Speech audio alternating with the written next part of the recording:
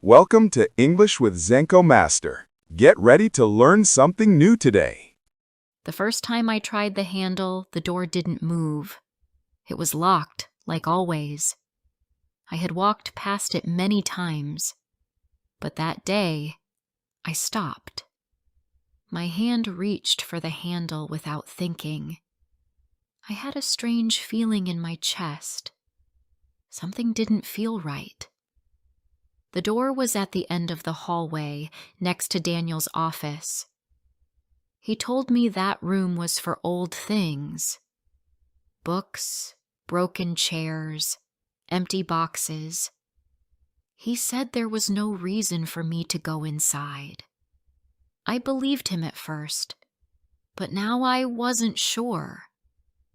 We had been married for almost a year.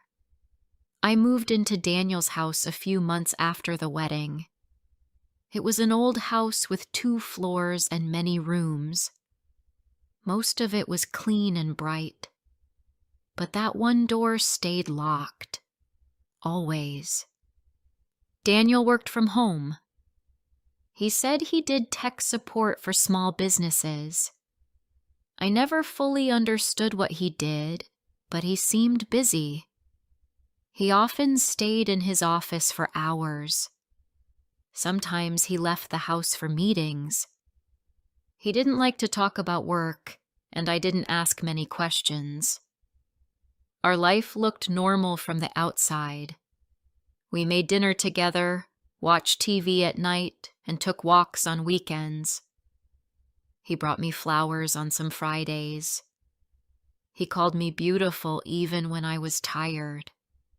He seemed like the perfect husband. But small things started to feel wrong.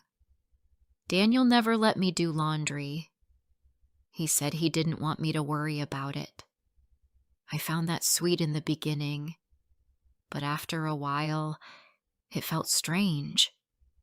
He also didn't like when I checked the mailbox. He always picked up the letters first. If I touched them, he would smile and say, "I've got it." There was one day I will never forget. Daniel was on a phone call. His voice was louder than usual. I heard him say, "No, she doesn't know anything." Then he laughed. I walked closer to the office, but the door was closed. I stood there for a few seconds, then went back to the kitchen. I didn't ask him about it. That night, I couldn't sleep well. My mind was full of questions. What didn't I know? Was he talking about me? Or was it something from work? I told myself to stop overthinking, but I kept remembering his words. She doesn't know anything. One weekend, Daniel left for a business trip. He said he had to visit a client in another town. He packed a small bag and kissed me goodbye. I waved from the front door, smiling, but as soon as his car turned the corner, I felt something change in me. The house was quiet. Too quiet. I looked around the living room, then walked upstairs. I stopped at the hallway door, the one he always kept locked. My heart started beating faster. I told myself I wouldn't open it. I only wanted to check. I tried the handle again. Still locked. I walked to the bedroom and looked through the drawers. Daniel usually kept a small box in his nightstand. Inside were coins, keys, and old receipts. I found a silver key at the bottom. It looked older than the others. My hand was shaking as I took it. I went back to the hallway door and tried the key. It turned. The door opened slowly. The room inside was dark and cold. I found the light switch and turned it on. The light flickered for a second before staying on. I expected to see boxes and dust, but the room was clean. There was a small table with papers on it. On the shelves were books, files, and something that looked like old toys. I stepped inside and closed the door behind me. On the table were photos. I picked up one and stared at it. It was a photo of me walking in the park, reading a book on a bench. I looked at the next one. Me again, sitting in the library. There were at least 30 photos. All of me. All taken before I met Daniel. I sat down slowly. My hands were cold. Why did he have these pictures? Why had he been following me before we met? I opened a folder on the table. Inside were notes. My name. My work schedule. Dates and places. And all written in Daniel's handwriting. There were notes about my favorite books, the cafe I used to visit, even my old apartment. I looked around the room. On one shelf was a small box. I opened it and found a child's bracelet. It was pink and had little plastic stars. Next to it was a soft toy rabbit. It looked old, with one eye missing. I found a letter on the lower shelf. It was inside a white envelope. On the front it said, "To Lily." I opened it. The letter was short. It said, "I still see her face sometimes. In the crowd, in the cafe, in dreams. But I know she is gone. I don't know how to let her go. I thought this would help, but it hasn't." My stomach felt tight. My mouth was dry. Who was Lily? Who was her? And what did Daniel mean by this? I heard a sound. A door downstairs. He was home. I looked at the clock.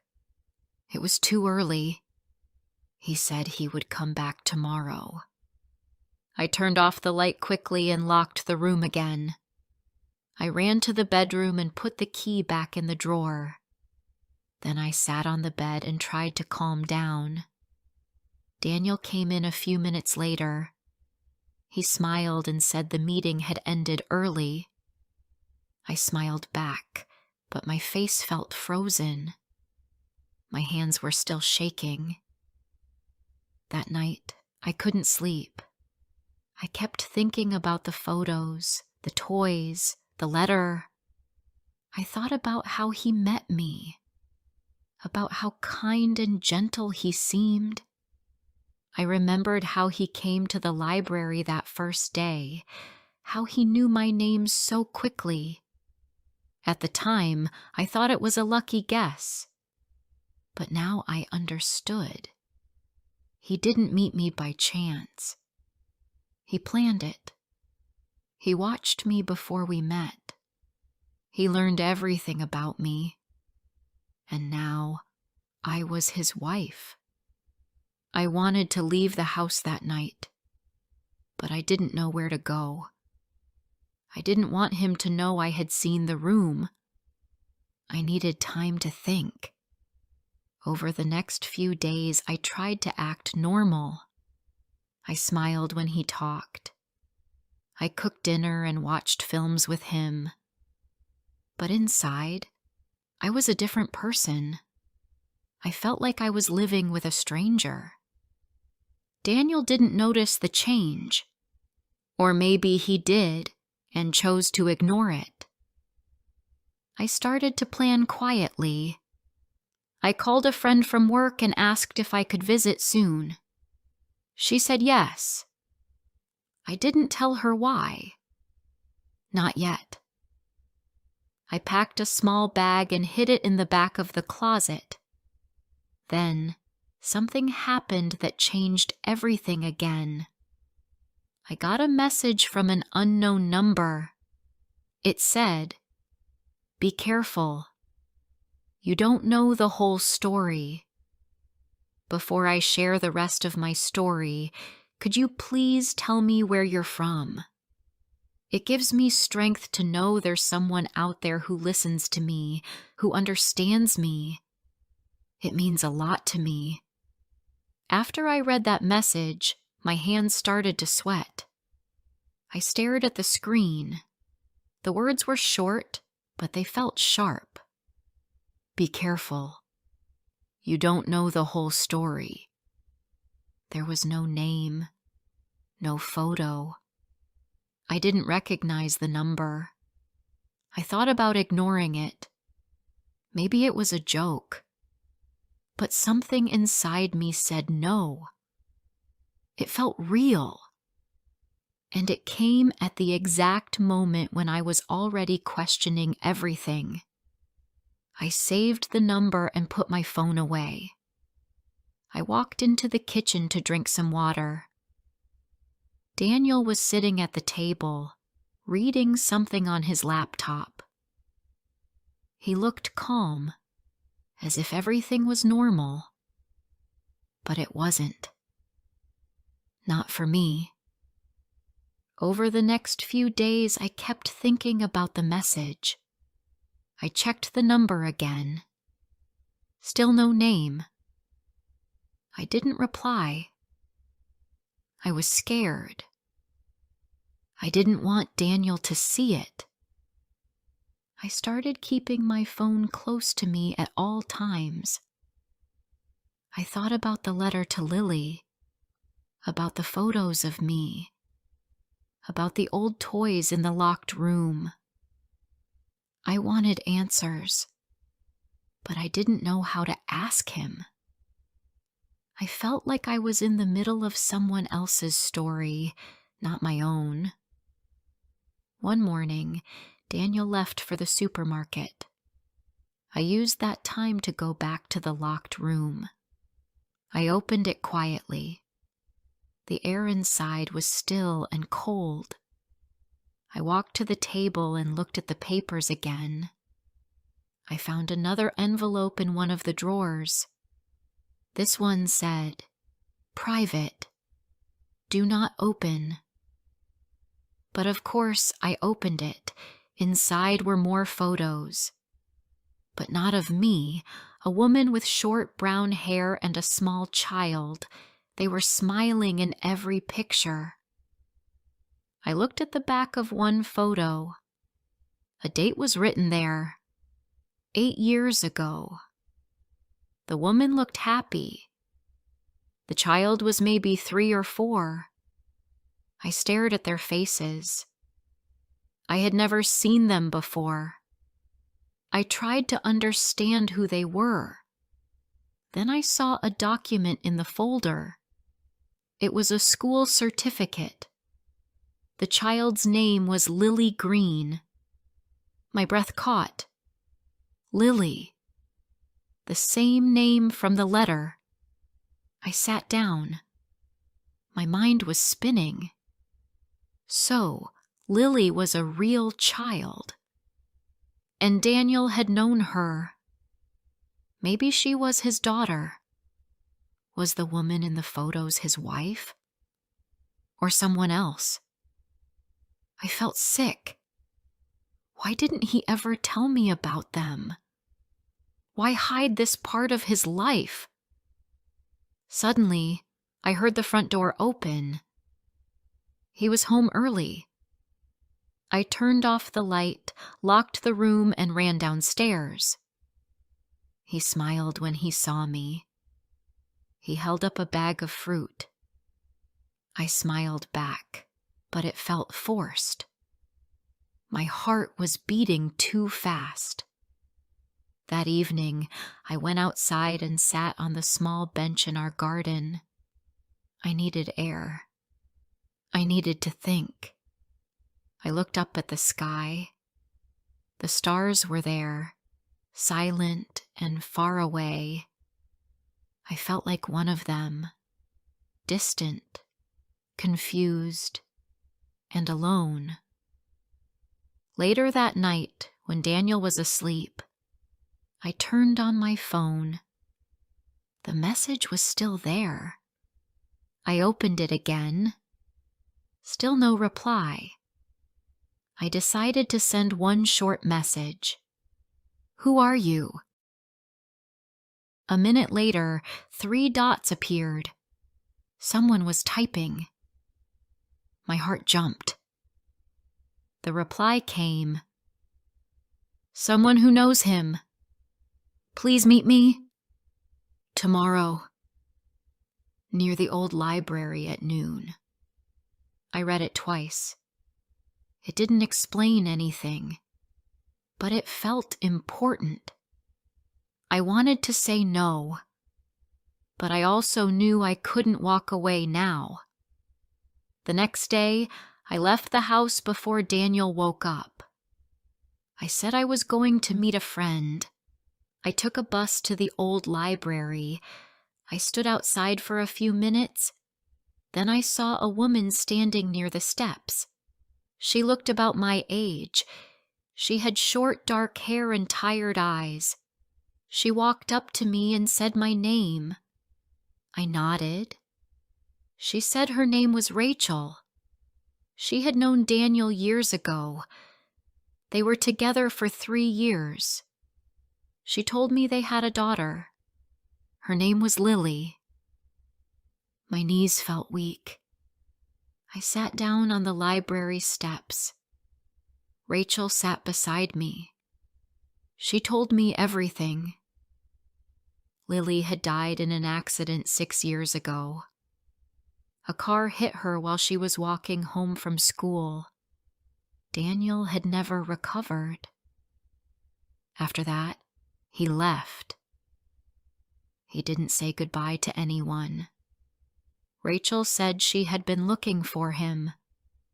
She wanted answers. She wanted to know why he disappeared. She found my photo online. She found our wedding announcement.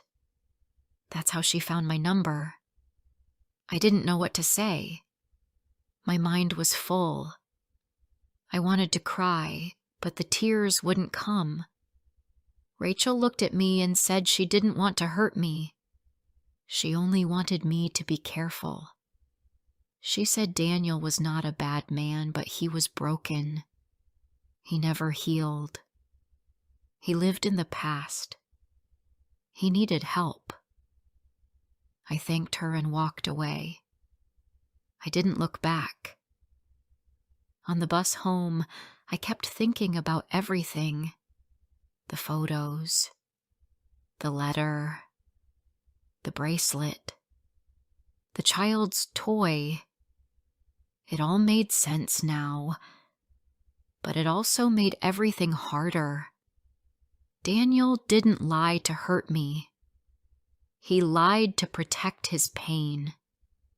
But I was still living inside his story, not mine. That night, I stayed quiet. I didn't tell Daniel where I had been. He made dinner and we ate in silence. I watched him closely. He looked tired, but peaceful. I wondered if he had found some kind of balance, or if he was still pretending. I couldn't sleep. I sat up in bed and looked at him. I remembered how kind he had been to me, how he smiled when I laughed, how he held me when I was sad. But now I knew that part of him belonged to someone else, to a time I could never reach. The next morning, I took a walk. I went to the park where we had our first date. I sat on the same bench. I watched people pass by. I tried to feel normal, but I couldn't. When I came back home, Daniel was waiting. He asked if everything was okay. I said yes, but I could tell he didn't believe me. I knew I had to talk to him, but I didn't know how. I needed time. I needed to understand what I wanted. That evening, I took the key and opened the locked room one last time. I stood in the doorway and looked around. I saw the pictures again. I saw the memory of a man who lost everything. I saw the pain he never shared. Then I closed the door. I locked it again and kept the key. I sat on the bed and took out a notebook. I wrote everything I knew, everything I felt. I wanted to see it on paper. I needed to make sense of it all. I didn't know what would happen next. I didn't know if I could stay, but I knew one thing now. Daniel had a past I never knew, and I was standing at the door of it, not sure if I should stay outside or walk in. The next few days passed slowly. I kept moving through them like I was underwater. Everything looked the same, but nothing felt right. I cooked, cleaned, and answered questions like a person playing a role. Inside, I was tired. I was full of questions I didn't know how to ask. Daniel didn't change his routine. He worked in his office during the day. In the evening, he joined me for dinner. He spoke kindly and smiled often. But I saw things differently now. His silence felt heavier. His words felt like walls instead of windows. I kept going back to that room in my mind. I saw the photos, the child's bracelet, and the soft toy rabbit. I remembered Rachel's face and the stories she shared with me.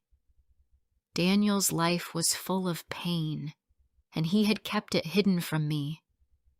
One night, I opened my notebook and read everything I had written. I had made 2 columns, things I knew and things I didn't. The list of things I didn't know was longer. I kept asking myself the same question. Can I love someone who lives in the past? I didn't want to hurt him, but I didn't want to lose myself either. I had tried to ignore the truth. I wanted to believe the life we had was enough. But now I understood that the truth was living behind a locked door, and I had opened it. That weekend, Daniel asked if I wanted to go to the countryside. He said he knew a quiet place near a lake. I said yes. I needed space to think. I thought maybe the silence would help. We packed a small bag and left early on Saturday. The drive was quiet. Trees passed by the window like pages in a book.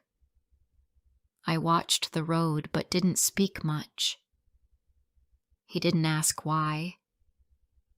Maybe he already knew. The place was peaceful. A small wooden cabin with a view of the lake. No cars. No people. Only birds and wind. Daniel made tea, and we sat outside on the porch. I looked at him.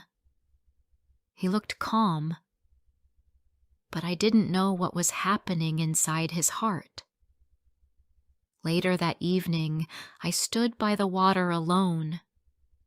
The lake was still. I threw a small stone and watched the ripples. I thought about how love can begin as something simple. Then it grows into something more, sometimes beautiful, sometimes heavy. I thought about leaving. I had packed a bag in secret before we left home. It was in the trunk of the car. I didn't know if I would need it, but it made me feel stronger. When we returned home, something felt different. I looked at the house in a new way. It was no longer only ours. It held memories that didn't belong to me. I didn't feel angry. I felt sad and strange. That night, I made a decision. I would not stay quiet anymore. I needed to speak.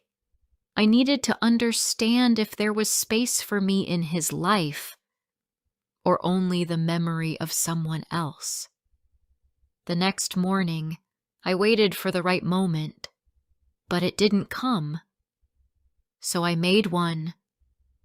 I asked him to sit with me in the kitchen. I looked at his face and told him I knew everything. I told him about the room, about the photos, the toys, and the letters. I told him I had met Rachel, that I knew about Lily.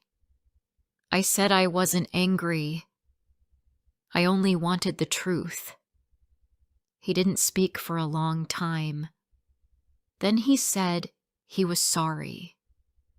He said he had tried to move on, but something always pulled him back. He said he didn't know how to let go. He said he loved me, but he also carried pain he didn't understand. I listened carefully. I watched his hands. They were shaking slightly. His voice was soft. He wasn't defensive. He looked tired and honest. I told him I needed time. I said I wasn't leaving that moment, but I needed to think. I needed to find myself again, because I had lost something too. Not a child, but a sense of trust. We sat in silence for a while. Then he stood up and went to his office. I stayed in the kitchen and watched the clock. It was the first honest conversation we had ever had. That evening, I went into the locked room again. He didn't stop me. He didn't follow me. I stood there and looked at everything one last time. Then I closed the door and gave him the key. I said I didn't want to hold his past anymore. He had to choose what to do with it. The next day, I packed a small bag and left. I didn't leave in anger. I didn't leave to hurt him.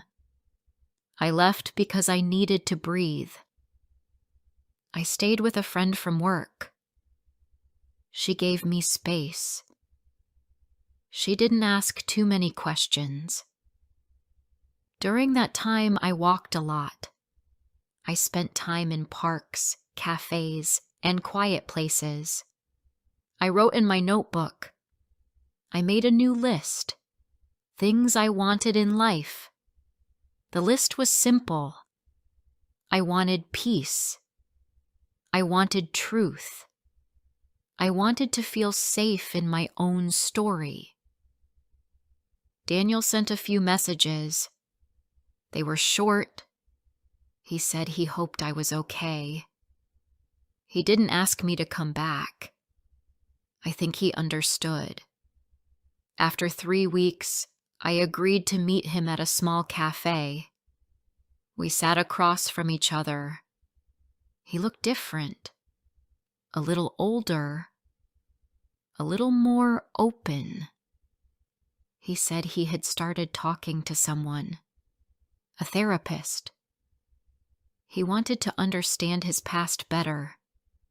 He didn't want to hide anymore. I told him I was proud of him, but I also said I wasn't ready to return. I needed more time, maybe a new place, maybe a new chapter. He nodded slowly and said he would wait, but he also said he wanted me to be free. even if it meant starting over without him. We finished our tea and said goodbye. It has been 6 months since that day. I now live in a small apartment in another part of the city. I have new plants, a new routine, and a growing sense of peace. Daniel and I write sometimes.